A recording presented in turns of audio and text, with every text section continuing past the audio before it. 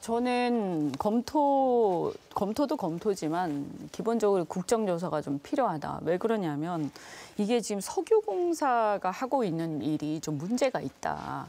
이 사태가 대통령의 문제인지 석유공사의 문제인지는 지금 정확하게 모르겠습니다만 어쩌면 이 사태가 석유공사가 자신들의 어떤 존재의 의의를 만들기 위해서 이를 자꾸 문제를 키우고 또 이 탐사 석유 개발이라는 미명하에 이 혈세를 갖다가 굉장히 쉽게 쓴다는 이런 상황을 만들면서 10년간 지금 뭔가 석유공사가 일을 갖다가 만들어가지고 하고 있는 게 아닌가. 그래서 이 부분에서 정말 이 석유공사의 존재 의의부터 시작해서 이 상황에 대해서 면밀하게 한번 볼 필요 있다. 이 계약을 어떻게 지금 진행을 해왔는지.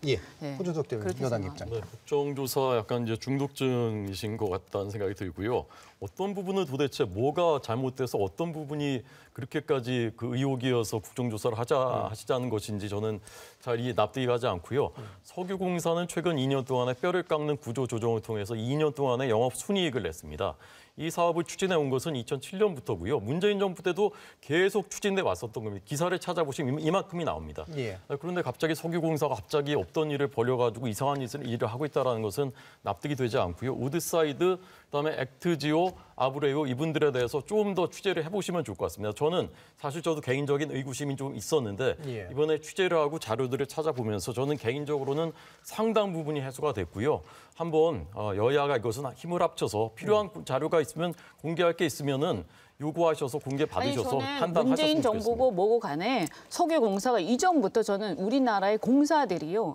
자신들이 70년대 이후에 공사가 70년대에 생겼어요.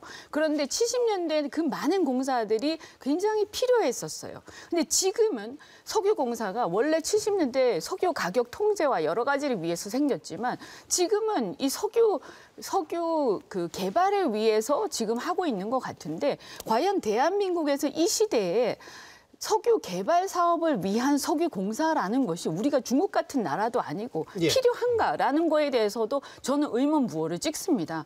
요 문제에 대해서 그리고 이때까지 하베스트를 비롯해서 수조 원을 날리고 수십조 원을 날린 이 행태들에 대해서도 한번 곱씹어 봐야 된다.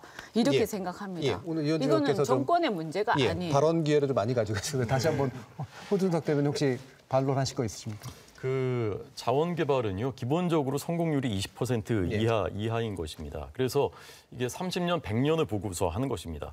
실패 사례들이 당연히 나올 수밖에 없죠. 10번 하면 8번은 실패하는 것입니다.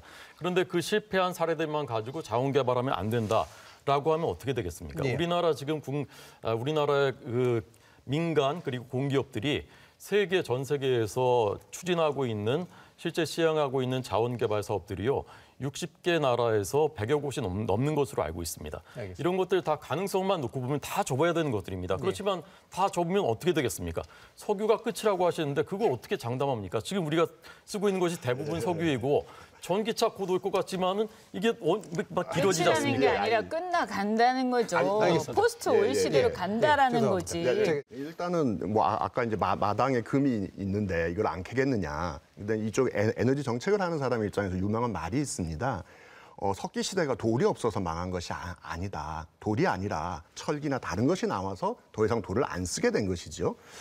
사실은 앞으로 전기차 어떻게 될지 모르겠다 이런 얘기를 하시는데 사실 윤석열 대통령 선거 공약에 2035년부터 내연차 등록을 금지하겠다는 내용이 들어가 있습니다. 관련해서 유럽에서는 2035년도부터 내연차 판매 금지를 시행하려고 지금 준비하고 있고요. 사실 이거는 저는 미래와 관련한 얘기라 봅니다. 지금은 석유를 많이 쓰고 있죠. 하지만 이거를 줄이지 않으면은 우리 인류 전체가 지금 굉장히 위협에 빠지고 있고 현재도 지금 굉장히 기후 때문에 난리지 않습니까? 그런 측면에서는 이 석유를 무조건 써야 된다. 이거는 굉장히 낡은 생각이라고 생각합니다. 50년 전 생각인 거고요. 따라서 어떻게 하면 하루빨리 탈석유를 할 것이냐에 대한 고민을 해야 되는 정부가 이 석유를 앞장서서 개발하고 리스크를 떠안겠다라고 하는 것 자체가 저는 굉장히 옛날 생각이다. 그리고 사실은 굉장히 좀 해프닝처럼 지나갔었는데 지난 대선 때 사실 윤석열 대통령께서 이 저기 마스크에 탄소 중심이라는 표현을 쓰신 적도 있었습니다. 정말 탄소 중심으로 갈 게 아니라면 탄소 중립을 위해서라도 저는 이 사업 중단해야 된다고 봅니다. 예, 이근상 교수님. 네, 결국은 에너지 믹스를 어떻게 해 나가야 될 건가 하는 건 굉장히 미묘한 문제고, 근데 그렇게 했을 때 결국은 이제 세 가지의 모순되는 조건을 만족해야 된다고 많이 말하거든요. 그러니까 결국은 이제 아까 말씀하신 그런 환경적인 서스테이너빌리티도 이제 굉장히 중요하고, 또 그 이외에도 우리가 고려를 해야 될 게, 그러니까 우리가 적정한 가격으로 충분한 양의 에너지를 쓸 수 있는 그 어포더빌리티, 그다음에 이제 시큐리티, 그 안보, 이렇게 다 중요한데, 그런 것들에 보면 이제 적절한 수준의 이런 것들을 모두 방영한 적절한 수준의 에너지 믹스가 있어야 되고, 그렇기 때문에 아마 그런 지금 최근에 대규모 M&A 일어나는 게 그런 것들을 반영한 게 아닌가 싶은 생각이 들고요.